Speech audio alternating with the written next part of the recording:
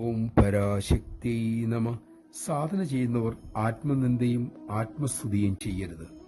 താൻ വളരെ മിടുക്കനെന്ന ചിന്തയും തന്നെ ഒരു കാശിനും കൊള്ളില്ല എന്ന ചിന്തയും ഒഴിവാക്കണം. രണ്ടും അപകടം. പക്ഷേ ആത്മപ്രശംസയേക്കാൾ അപകടം ആത്മനിന്ദയ്ക്കാണ്. ആത്മപ്രശംസ ചെയ്യുന്നവന് പ്രവർത്തിക്കാനുള്ള ഉന്മേഷമെങ്കിലും ഉണ്ട്.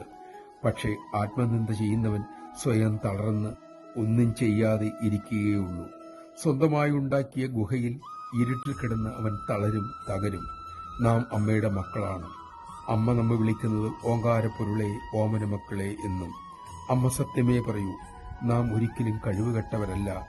കരുണാമയിയും പ്രേമസ്വരൂപിണിയും ശക്തിസ്വരൂപിണിയുമായ അമ്മയ്ക്ക് കഴിവുകെട്ട മക്കൾ ഒരിക്കലും ഉണ്ടാകില്ല. സിംഹത്തിന് സിംഹക്കുട്ടിയേ ഉണ്ടാവൂ. തന്റെ കരവലയത്തിൽ ലോകത്തെ ഒതുക്കിയ അമ്മയുടെ മക്കളാണെന്ന ആ വിശ്വാസം നമ്മളിൽ ഉറയ്ക്കാൻ അമ്മ നമ്മെ അനുഗ്രഹിക്കട്ടെ. നമഃ ശിവായ.